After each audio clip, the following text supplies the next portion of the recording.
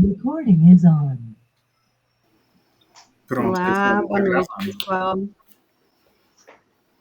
Gente, nós estamos aqui com uma reunião do Sextou com Esgoto, que é umas reuniões quinzenais que a gente faz para discutir saneamento ecológico e tudo que está relacionado com tratamento de esgoto, focado em recursos e focado em regeneração.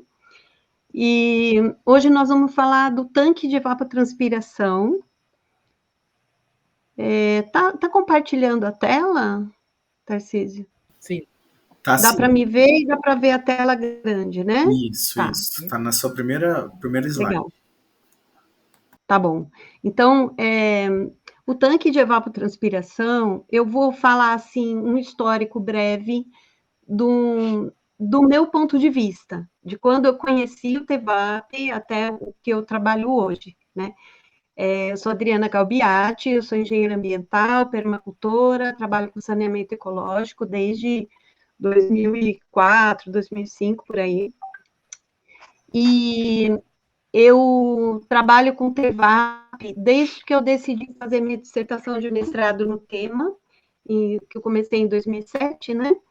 E já tinha permacultores antes que já estavam trabalhando no Brasil com ele.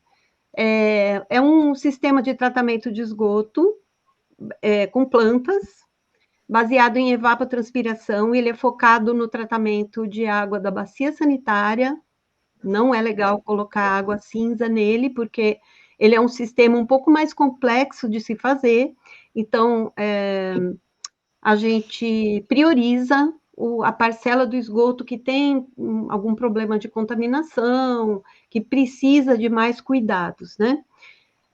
Então, essa figurinha da esquerda, ela está no Manual do Designer, né, que é um livro de permacultura do Bill Mollison, e é um dos ancestrais do TEVAP, né, Jorge? E esse aqui, da direita, é como eu trabalho hoje, né? Muito baseado também nas orientações do Jorge, que me ajudou muito no meu trabalho. Então, aqui tem essa representação de uma casinha, né? Esse desenho, se eu não me engano, é da cartilha do IPESA ou da Fluxus, né?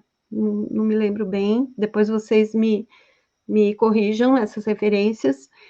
E eu acho muito bonitinho, porque tem aqui bem representado, a água cinza vai para o círculo de bananeiras, ou seja, um sistema bem mais simples, né, de tratamento, mais direto, vai lá, um buraco com matéria orgânica, a água entra lá, alimenta as bananeiras, evapora, cresce banana, infiltra no solo, resolveu o problema. E a água da bacia sanitária, que tem mais contaminação, ela vai para um tanque de evapotranspiração.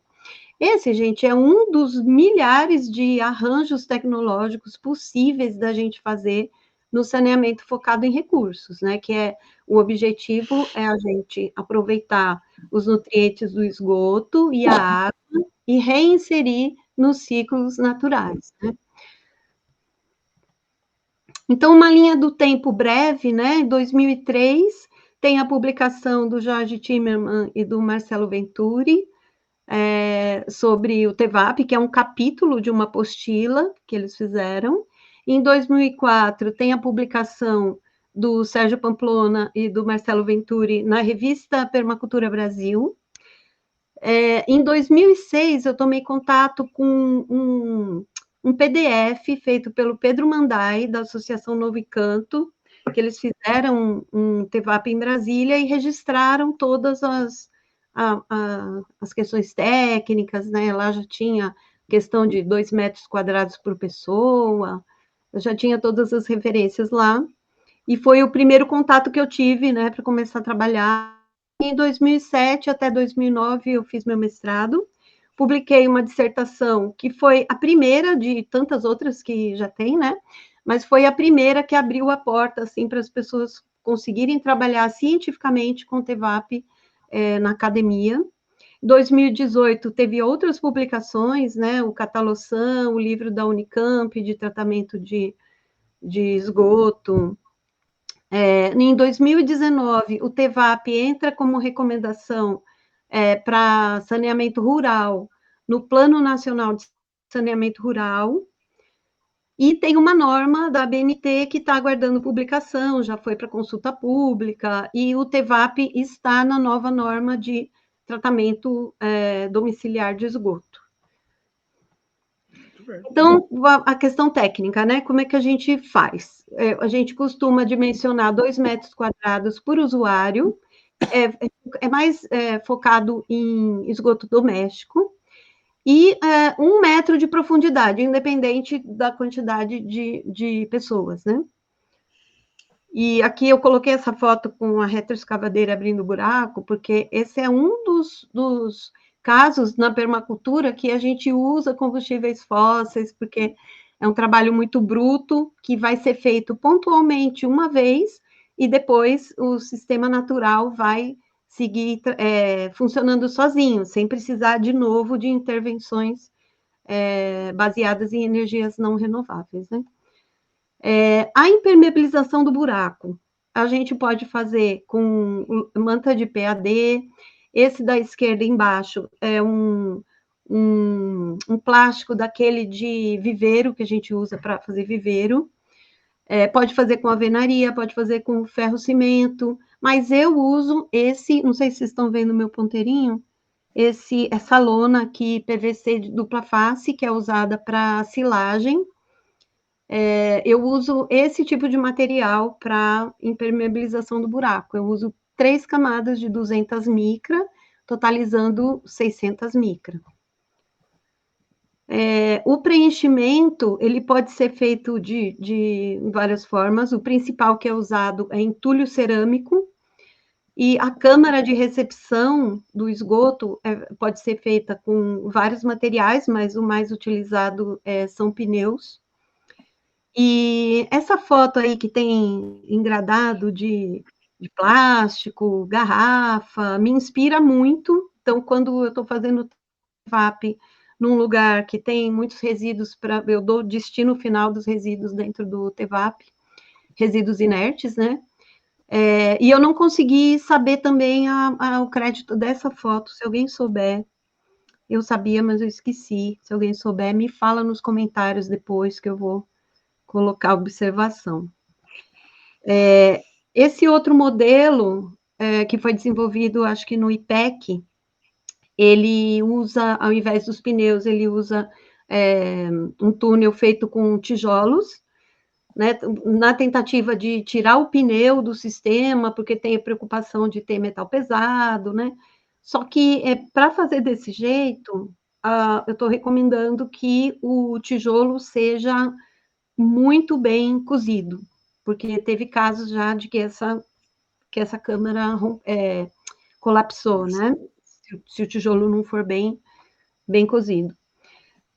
E essa outra figurinha aqui representa um esquema do TEVAP, que é o que a gente mais vê na internet. Então, ele tem uma camada de entulho até a altura do pneu, depois tem uma camada de brita, uma camada de areia, e depois vem a terra, o leito de plantio em cima, né? Como eu mostrei no primeiro... Deixa eu voltar aqui. Esse desenho aqui, olha, a gente não faz mais, eu não faço mais desse jeito, né? Até por orientação do Jorge mesmo, quando eu estava fazendo o mestrado. A gente coloca o entulho, uma manta geotêxtil, que é o conhecido bidim, e a terra por cima, né?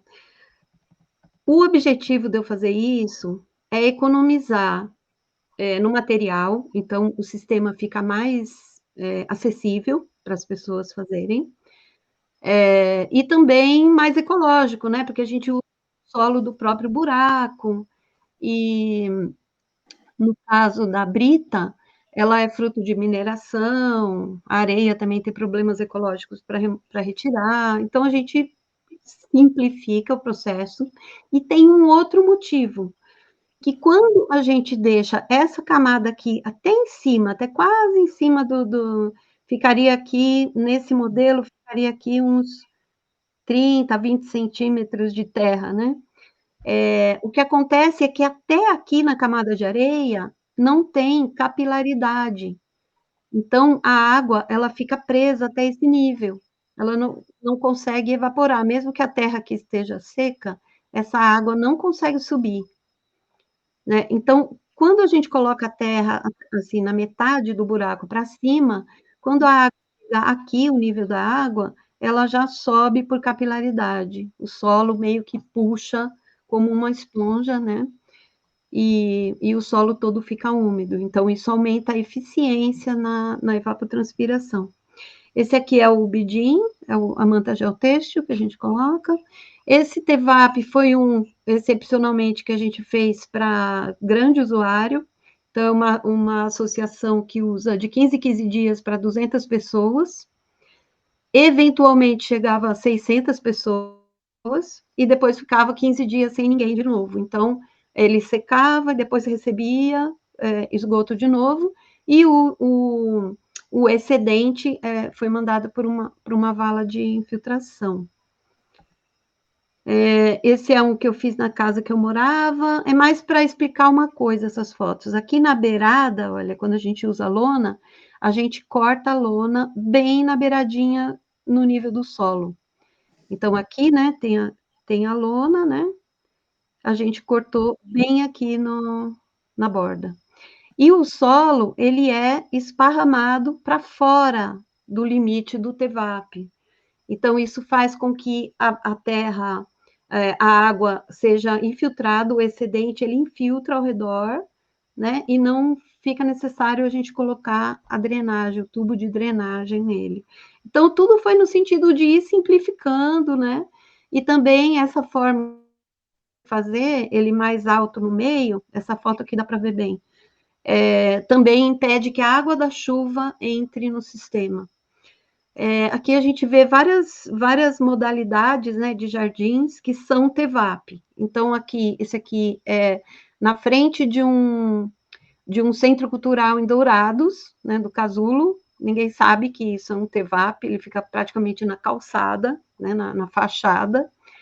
Esse aqui é na casa de um desembargador no Mato Grosso, então ele é um TEVAP, assim, comportadinho, né, um jardinzinho bem comportado. Aqui é no núcleo da União do Vegetal, em Brasília, então é um jardim mais tropical, né, mais exuberante.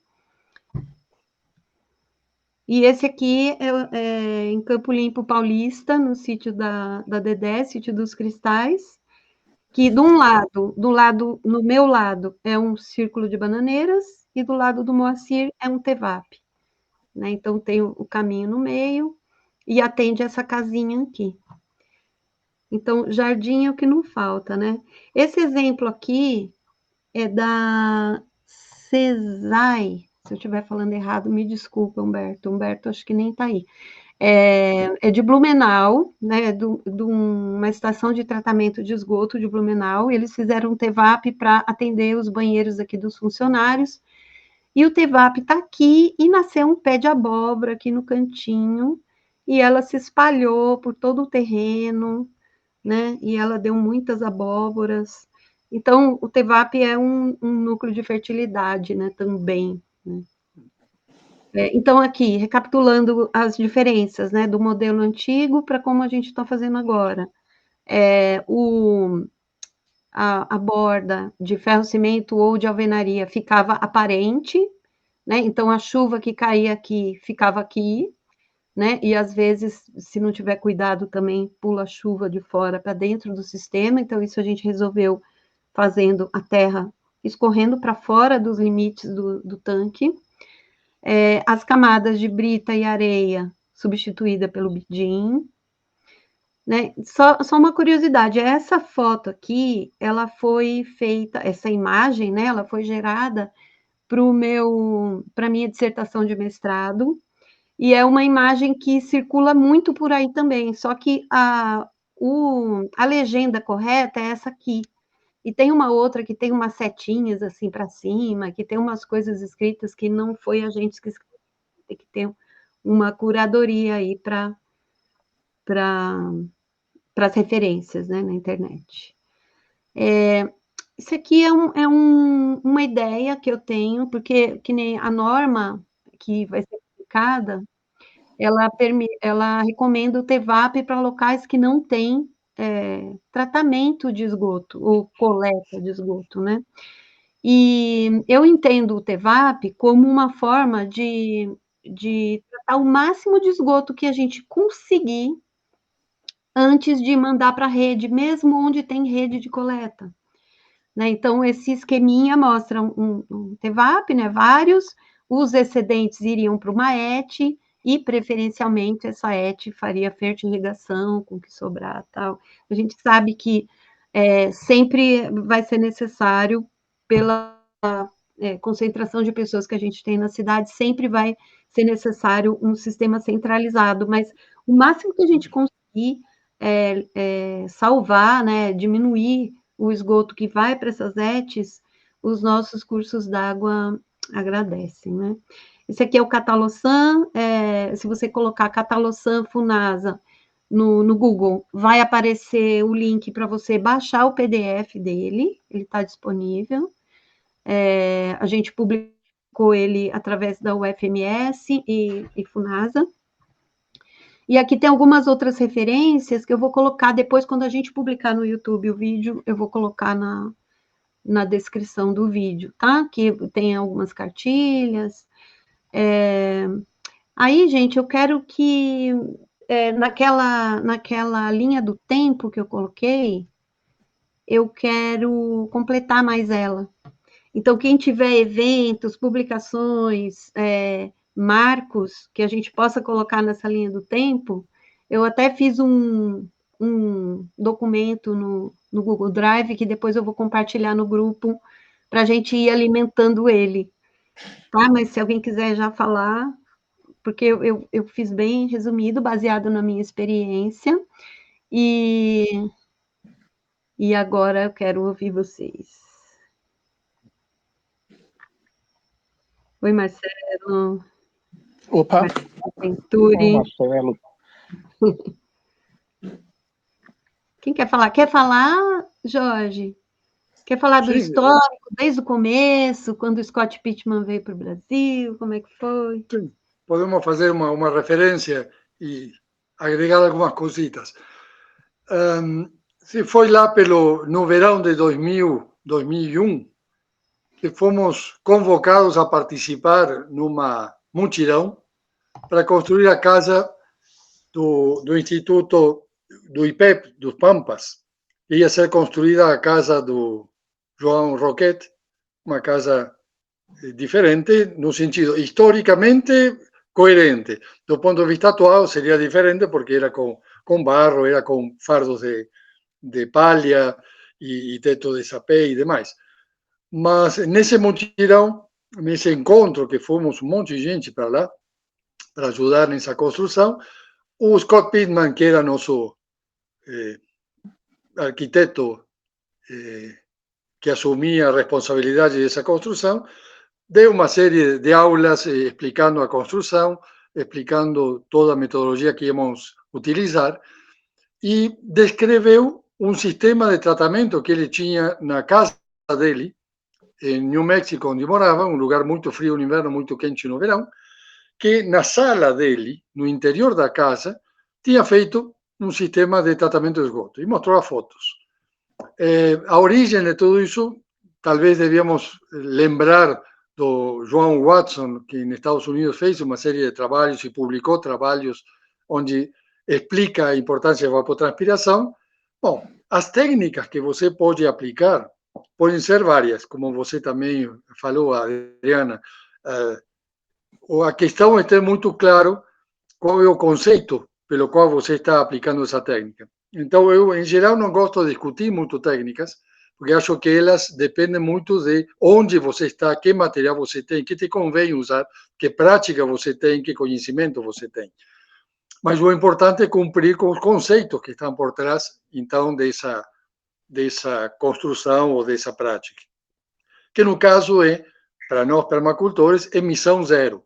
Porque nós queremos, dentro do possível, que se você recebe produtos limpos, como no caso água, e você o suja ou coloca elementos que podem causar um problema, bom, você também seja responsável por isso, resolva essa questão e se entrou água limpa na sua casa, que saia água limpa outra vez para o meio, digamos, no espaço de perímetro da sua casa. E quando ele mostrou que dentro da sala ele tinha uma floresta tropical no New Mexico, que era justamente isso, ele deu um nome, obviamente, em inglês, ninguém ficou com esse nome, mas ficamos com a ideia. E todos nos olhavam como dizendo, como assim? E assim de simples? Sim, e assim de simples. Junta isso como uma primeira experiência, um primeiro impacto, a que não existe forma em que você resolva, ou trate e resolva com o tratamento, tudo que seja esgoto domiciliar, ou seja, o que tem a ver com vaso, o que tem a ver com água cinza e água negra, o que tem a ver com cocô, xixi e sabão do banheiro. A única forma de resolver isso, o destino final, sempre é biológico. Você pode fazer o sistema físico-químico que quiser, só que você vai se complicar com que depois vai ter que tirar desses filtros o resíduo. O sistema biológico simplesmente toma esse material, o transforma com toda a vida que há num solo, que há nos sistemas de água, que há na natureza, transforma através de nutrientes e as plantas se encargam de fazer o reciclo de tudo isso, que é a forma mais simples, mais barata e mais eficiente. Quando Scott nos mostrou essa experiência dele, e depois nós começamos a conversar e a fazer, fizemos um monte, pelo Brasil inteiro. Se fez em São Paulo, se fez em Manaus, se fez em Bagé, foi se espalhando pelo Brasil e cada um de nós fazendo nossas construções sobre a mesma base conceitual. Não sai nada, fica tudo no local. Seguimos os princípios de qualquer tratamento de esgoto que está em qualquer livro, que é primeiro uma fases, não, do tratamento, que a primeira é uma fase séptica, onde você destrói termofílica ou como quer chamar, mais ou menos complicado, pero en concreto você quebra com todo que possa ser um material novo que se colocou. Depois passa por uma fase de absorção, que em vez de ser uma absorção do solo que vai para o lençol freático, como normalmente se faz, não? A fossa absorvente se coloca, se faz até que chega na areia. Essa é a norma. Quer dizer que no primeiro lençol freático vai todo o resíduo. Depois está muito bem constado, no sentido de passou pela fossa séptica, mas vai um monte de nutriente, vai um monte de material que não é legal colocar em lençóis de água mais ou menos potável. O primeiro lençol não é água potável, mas é muito mais potável que um lago contaminado. Bom, vendo então um pouco isso como história, hoje o que aparece é, por sorte, um monte de gente que foi vendo isso, você é um exemplo disso, e aí na história você conta de outras pessoas que foram tomando essa informação, essas práticas, tentando dar interpretação tecnocientífica, tratando de valorizar elas para que possam ser discutidas na academia. Bom, hoje acho que, depois de 23 anos praticamente, uma notícia que chegou, que nos chamou a atenção a vários e começamos a especular em cima disso, se transformou em concretamente ações que todos nós que vimos isso em algum momento temos nossas bacias de evapotranspiração, ou TEVAPs, ou como diabo queiram chamá-la, em concreto uma unidade que recebe água, no caso água negra, faz uma fase de saneamento, que é a fase séptica, e depois simplesmente dá de comer a plantas evaporando água. As plantas crescem evaporando água. Então, um pouco evapora pelo solo, outra parte maioritária pelas plantas, e você transforma um problema em frutas. É tão óbvio, é tão simples. Então, eu acho que quando não se aceita, quando demora a aceitação, é porque a bagagem técnica que nós temos na nossa cultura passa por cima de tudo, não vai pelo bom senso, vai pelas corporações e pelos focos que têm cada vez mais focados e mais específicos de todos os profissionais, que não conseguem enxergar ampliamente a questão. Se você está mostrando que em um espaço de 10 metros quadrados, 10 metros cúbicos, você resolve os esgotos de uma família, para que diabo se preocupar por sistemas de recolecção de esgoto que então canos por todos lados para chegar a um lugar que não resolve o problema, porque aumenta tanto a quantidade de problema que, como diz a dialéctica, os cambios acontecem por acumulação de quantidades. As qualidades mudam por quantidades. Então, o que é tratável em uma pequena bacia na sua casa é intratável numa imensa piletão quando todo mundo faz cocô para o mesmo lado. Ou imagina a infraestrutura que tem que ter isso.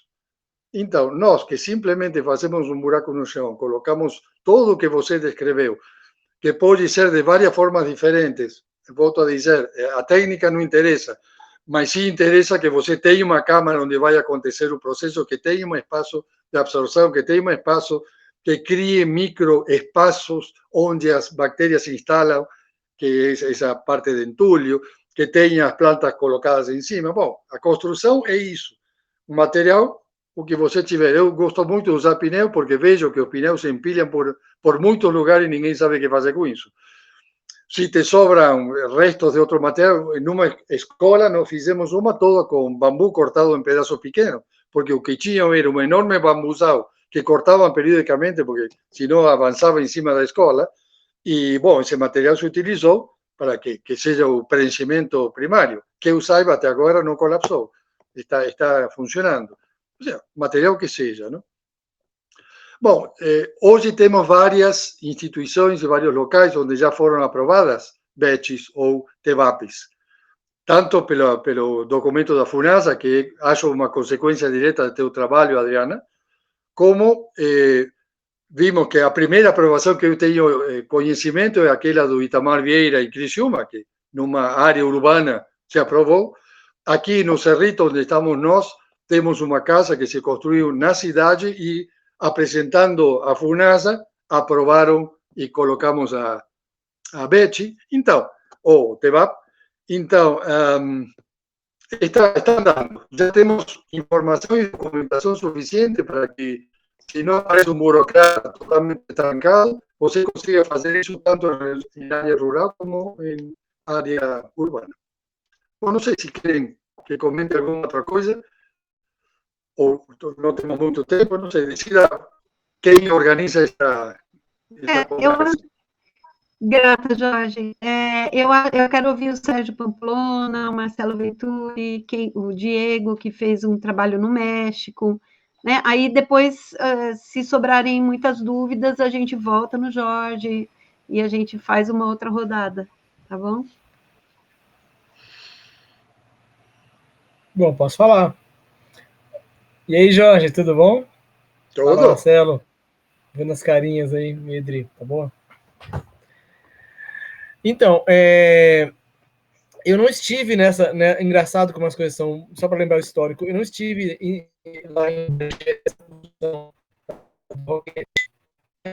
mas eu estive no evento, não sei se foi no 2001, com o sistema dele, e ele falava cada um central coberto no México, no alto, mas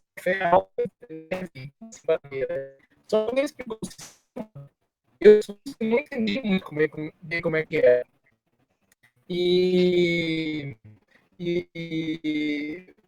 Mas pelo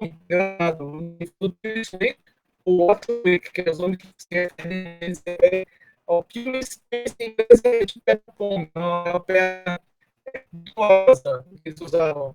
E o Wiki tipo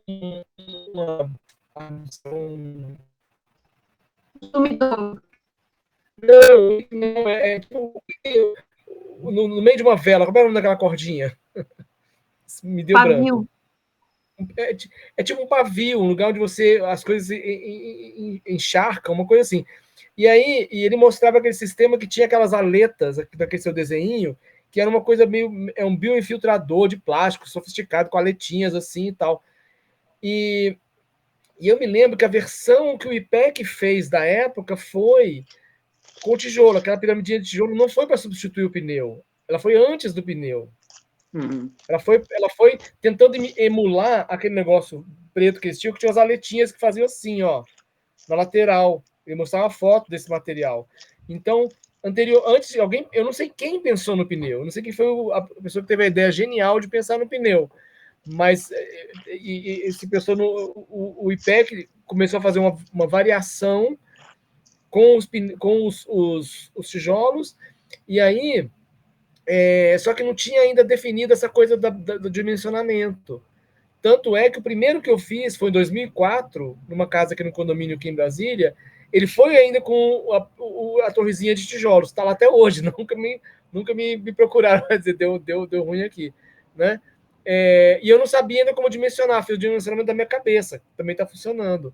Né? Depois surgiu esse dado, acho que foi o Jorge que me passou esse dado de 2 metros quadrados, e aí apareceu, eu não lembro exatamente quando o pneu entrou na jogada, mas eu achei que foi dentro dessa lógica, porque assim, o sistema que tem muito volume de coisas quando você faz para uma família grande, né? Então acaba que 3, 4 metros cúbicos de areia de brita não é barato. Então você poder substituir isso, ou tijolos e tal, substituir por pneus e outros materiais, eu acho que sempre vale a pena, né? Pronto, essa é a minha contribuição. Legal, Sérgio. Não foi o Jorge que inventou o túnel de pneus? Quando fizemos o curso de Zona 1, ou seja, implementar ou responder aos permacultores que faziam PDC, e agora como faço? Bom, fizemos um curso de Zona 1 que participou o Marcelo, participaram vários agricultores e outros permacultores, mostrando a construção da casa, a construção da cisterna, os canteiros, bom, tudo que seria o design do PDC da Zona 1. E essa bacia de evapotranspiração que fizemos era com pneus. Aí nos tocamos conversando, vendo o material, como vamos fazer com Pedro Marcos aqui no Cerrito, foi. Falamos, olha, tem um monte de pneu, um tubo que vaza, porque colocam tubo de plástico, colocavam tubo de concreto todo furado. Para isso colocamos um pneu ao lado do outro e fazia um tubo furado. Bom, as primeiras fotos do Marcelo Venturi, ainda uma criança, mostrando, estava dentro da fossa, foi nesse curso de 2003. E, bom, aí está funcionando. Pedro Marcos até aqui nunca teve que fazer nada. São 20 anos, não? Quem foi a pessoa que deu a ideia do pneu? Não quis incomodar. Quem foi? Como é o nome da pessoa que deu a ideia de fazer com pneu? Não, o grupo que se reuniu para montar o curso, e bom, dessas conversas, que material usamos, que põe a prefeitura, que na época a PAU ajudava com algum dinheiro, aí com o Ali Sharif. Bom, aí surgiu da conversa de todos. Eu não acho que tenha um autor, um iluminado. Foi uma iluminação geral de várias coisas, entre elas, vamos usar pneu.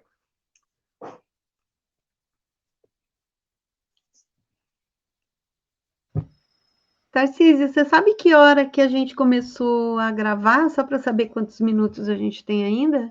15. 15, tá. 15, isso. Quem quer falar agora?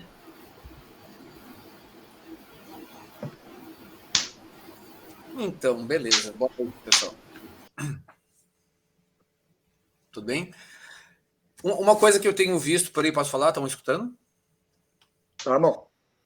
Eu tenho visto muito por aí em relação ao manejo depois, né? Tipo, o sistema já está lá, as bananeiras já cresceram e eu vejo muita gente, tipo, ter dúvida, tá, o que eu faço agora? Sabe? Tipo, eu faço manejo de bananeira como se faz num cultivo convencional e tal. Eu não sei, porque não tem pesquisa sobre isso, né? Mas, assim, o que eu penso é que se o nosso objetivo é tirar nutriente do solo, então, diferente de um sistema que fosse um cultivo de bananeira, que eu vou ficar botando coisas ali para enriquecer o solo, num tanque de evapotranspiração, o legal é justamente, tipo, eu corto a bananeira e eu colhi o cacho de banana, e eu vou cortar a bananeira. Então, eu não vou cortar a bananeira e deixar ela no solo, né? Eu vou cortar a bananeira e tirar e aproveitar e usar nos canteiros, em outros lugares, assim. Então, eu não vou ficar depositando matéria orgânica em cima do solo, porque eu quero tirar a matéria orgânica do solo, né? Isso é uma coisa que eu tenho visto em alguns lugares que eu visito, e eu acho que isso é uma contribuição interessante para o pessoal, para fixar, sabe? Nunca vi o pessoal discutir esse tipo de coisa assim. Sumiu todo mundo aqui. Quem que está compartilhando essa apresentação? Ah, já foi. Desculpa, eu estava testando, mas eu vou tirar. Vou tirar. Diego, Sim, tá. desculpa. Se você quiser apresentar, aí depois a gente discute a questão que o Marcelo trouxe. Bom, não, eu não tenho pressa, só estava testando se ia dar para compartilhar, então testei, vi que mexeu ali demais, mas se quiserem eu paro um pouco, continuamos e depois me falam quando for tempo melhor. Vocês que sabem. Eu acho que a gente pode depois tirar um tempinho para discutir as questões, o que vocês acham? Porque isso que o Marcelo trouxe é importante e está, assim, num capítulo da nossa discussão, que é o que tipo de pesquisas a gente precisa fazer, né, ainda. Ideias para quem vai fazer mestrado, doutorado, TCC, ou mesmo permacultores que são investigadores, né, que queiram fazer os estudos, né? Porque, apesar da gente, eu vou falar a minha opinião, né? Apesar da gente ter que, a gente vai tirar nutriente, tirar água, né? Através da evapotranspiração. Mas eu penso que condições a bananeira tem que ter para produzir bastante e retirar bastante nutriente, né? Então, eu penso que um solo coberto é uma condição que a bananeira gosta. Então, por isso que eu coloco a cobertura morta. Não porque eu quero adubar o solo. Eu quero dar um pesquisa.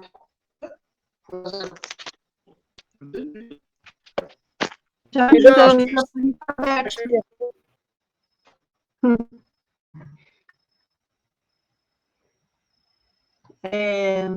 então, quer falar, Diego?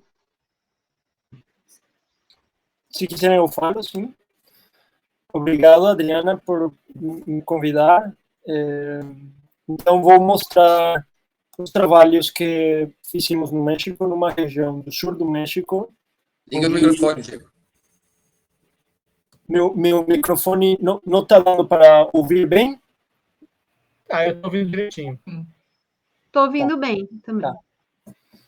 Então, nessa região estamos perto de uma lagoa linda, e está entrando recurso, então tem recurso para construir TEVAPs um pouco mais sofisticadas, assim, né?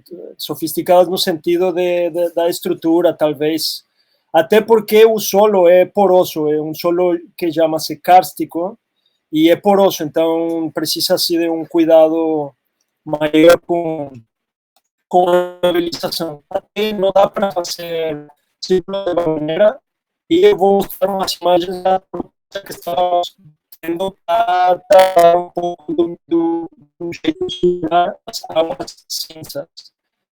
Então, vou compartilhar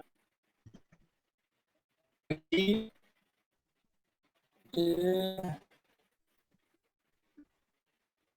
Ups, aqui. Alberto como Susana. Sí, Dá para ver? Dá. Tá, então, o nosso projeto lá no Brasil, eu estudei no Chibá, aí eu conheci a turma da permacultura e fizemos um grupo que era os Slow Construtores, que ainda estão lá trabalhando, Alter do Chão e Rio de Janeiro, em vários lugares. Castellano, daí, desculpa? Sim? Tá, continua. Então, a gente veio para México, eu, minha esposa, minha parceira, que é arquiteta, que também faz parte do projeto, e começamos a fazer TEVAPs, tipo esse aqui, na fachada de uma casa, e então águas negras tratadas na fachada de uma casa, e logicamente foi custosa e a estrutura era séria, para que a umidade não afetasse a estrutura, né, e tudo mais, né? Mas ficou legal e eles estão felizes. Esse trabalho foi feito em 2018. Então, esse é mais simples. Vou mostrar alguns exemplos, mas depois o que eu queria mostrar era as maluquices que eu comecei a fazer. Olha só essa estrutura aqui de pedra, assim, toda gigante, né? Pedra com ferro-cimento por dentro. E é um restaurante, assim, é perto, na beira de um restaurante, por isso o tamanho. Eu comecei a fazer elas maiores também. Os clientes perguntavam, não, eu quero X pessoas no restaurante, assim, 10 mesas. Poxa, vamos ter que fazer uma coisa de 40 metros quadrados. É possível? Eu falei, por que não? Vamos fazer. Então, fazíamos. Né? Essa aqui tem 12 por 7, cara. Essa aqui é de 80 e poucos metros quadrados, essa aqui. Esse aqui é um trabalho municipal, a prefeitura contratou nós para fazer um trabalhinho que ficou legal, de uns banheiros de um lugar de beisebol, uma quadra pequena de beisebol, abre os fins de semana e fizemos essa tem 12 por 3. Então, comecei a mexer muito nessas medidas, assim, medidas mais diferentes até, né? Mais arriscar-me, então, testar. Essa aqui é pequenininha, essa aqui é uma das grandes, maiores. Então, essa aqui foi recém-feita. São vários exemplos que dá para... Essas são as construções tradicionais da região maias, e aí fizemos uma teva para essa casinha. E, bom, essa é a fachada de uma outra casa. E essa aqui é uma grandona também, com estrutura diferente, que fizeram misturando cimento com fibra de coco para fazer a contenção, e funcionou. A estrutura foi ideia deles. O grande. Mas olha só essa estrutura aqui, é pedra com ferro cimento por dentro, tem um chão, um concreto no chão, e depois a impermeabilização com membranas de polietileno, e vem embora. Eu estava fazendo sempre com a profundidade total de 1,30 de profundidade, eu tinha isso na minha cabeça, que era o ideal. Aí, galera, eu comecei a fazer essas coisas, ó. Os pneus eu coloquei do lado oposto da saída. Aqui, então, as águas negras vão para a câmara oposta, a que está lá atrás. E eles, nesse caso, eles não queriam não dava para fazer um círculo de bananeiras, e também não queriam um wetland, um humedal, que se chama cá, um wetland. E aí eu pensei, poxa, vamos, então, o que normalmente fazem é colocar um biodigestor pré-fabricado para as duas águas. Aí eu falei, cara, se as duas águas vão juntas e acontece, então, o processo de anaeróbico, aí eu vou separar as águas para que o processo seja mais eficiente, mas as águas cinzas, talvez eu me equivoque, mas eu mandei as águas cinzas para uma outra área similar, igual a teva, a tratamento anaeróbico. A saída, então, as águas negras, se enche a câmara, ela caminha para o começo das águas cinzas.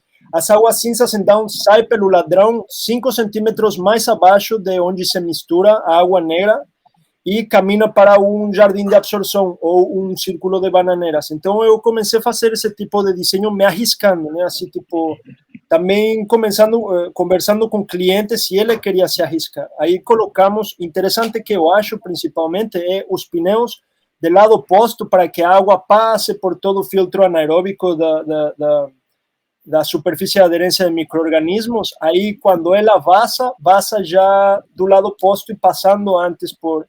Aí garantizamos que não tem patógenos, que os patógenos não gostam do tratamento anaeróbico. Uma outra foto similar, aqui não tem estrutura, só o buraco. Aí tem, então, impermeabilização com polietileno. Aí tem duas membranas de polietileno de 300 micras. Aí tem a proteção das membranas. Aí águas negras entram no começo aqui do lado esquerdo, entra no pneu, tem que passar por toda a parte da pedra. É pedra porosa, é pedra de Sascab, que chama-se aqui na região, é porosa. Aí, se ela enche, passa para o tratamento onde eu dirijo as águas cinzas. Aí caminha num duto de 3 polegadas, de 3 polegadas. Similar, galera. Então, aí Águas Negras é aqui perto, Águas Cinzas é lá, e dá para ver, então, o filtro que eu faço de brita. Aqui não existe areia. O solo kárstico não é uma rocha dura, então, quando você moe ela, termina tendo um pó. Então, não posso usar esse pó porque ele incha e encharca, e eu não entupe, pode entupir.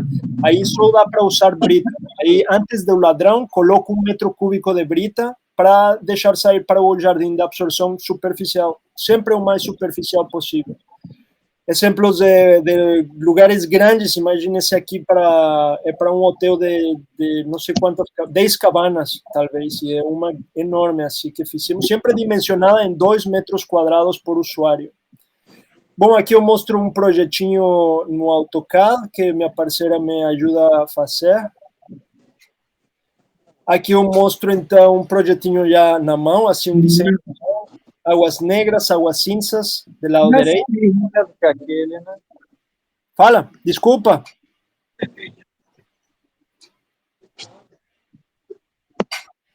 Perguntaram alguma coisa? Acho que foi alguém que abriu o microfone, Diego. Tá bom, então. E aí esse é um corte, mais uma vez, de um desenho assim que eu gosto de mostrar. Minha parceira desenha muito bem, que ela é uma das paixões. Então, os cortes que dá para entregar como relatório de obra e como parte do projeto, né? E essa é a ideia ideal que eu tenho, é a Teva bem coladinha, aqui na região, que é uma região fácil de poluir por causa da porosidade do solo, então colocar bem colado o wetland, para que o ladrão da TEVAP caminhe no começo da wetland e então ter a água com a menor quantidade então de nutrientes possível. Eu sei que a BET é excelente para os patogênios. A descomposição anaeróbica é muito boa, mas aí eu sei que também o resíduo que ela joga fora tem um mau aspecto, um mau cheiro, porque né, o processo anaeróbico. Então, mandando ela para uma área de oxidação, melhoraria e então essa é a minha proposta mais para frente. Não mais águas negras, não mais águas cinzas em tratamento anaeróbico, mas também queria depois continuar pesquisando ao respeito. Se forem vir para o sul do México, bem-vindos por aqui, galera. Isso é tudo, eu acho. E se tiverem algum comentário, bem-vindo, viu? Eu não sou delicado assim, não.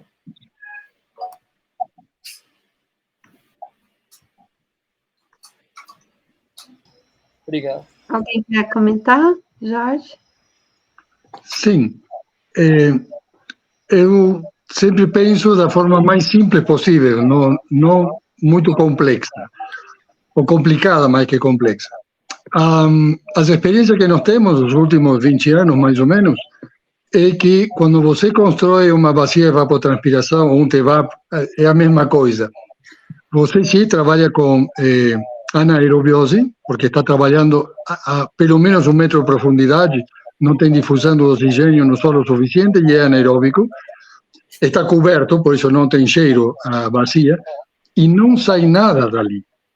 O líquido que fica do processo de compostagem é absorvido diretamente pelas plantas e transformado em vegetal. Não tem saída. Nós colocamos um ladrão de inspeção a nível da areia ou no nível embaixo do que é terra para saber se enche. Porque pode acontecer que você tenha... tem pessoas que não cuidam o vazamento, por exemplo, de água no depósito, no vaso, e fica entrando água direto. Ou vão 20 pessoas na sua casa e está dimensionado para 5. Mas no uso normal, em que o tamanho que a bacia tem responde à quantidade de usuários, saída é zero. Você não tem cheiro, não tem nenhum efluente problema. E uma coisa clássica que todo mundo pergunta é o que fazem com o lodo, ou seja, que se juntam nas fossas sépticas e demais. O lodo não existe, é um invento da parafernália química atual. Se você não coloca biocidas, você só coloca água, só coloca cocô, xixi e pele, não terá lodo nunca. vai ter água com nutrientes que é absorvido pelas plantas. Só.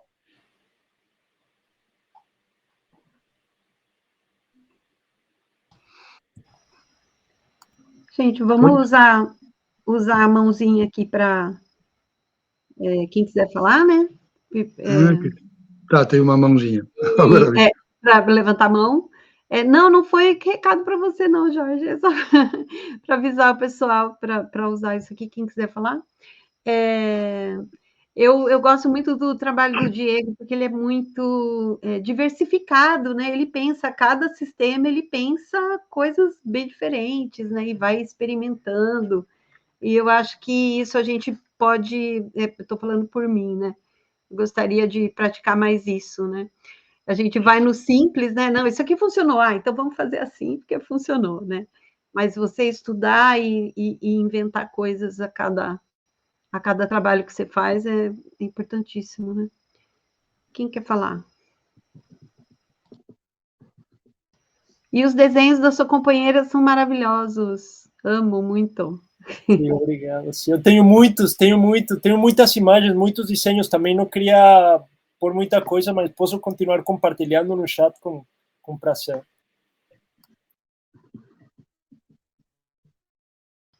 Eu estou entendendo que já deu 1 hora. Tem um reloginho aqui que está contando 1h02.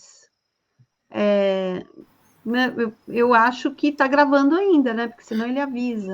Tá gravando, isso. Acho que 1h02, né? que a gente abriu a sala, né? Entendi, tá. Mas que a gente começou a gravar mesmo, não. Mais 15 minutos. Isso. Para a gente falar.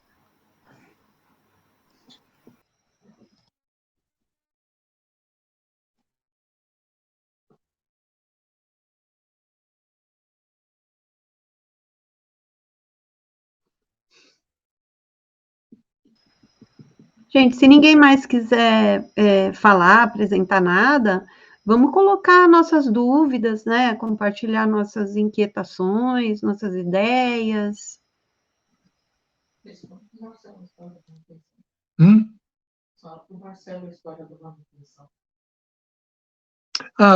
Tinha ficado, não sei se não tem outro que queira falar, o que comentou o Marcelo do manejo, do que seria essas plantas na BET.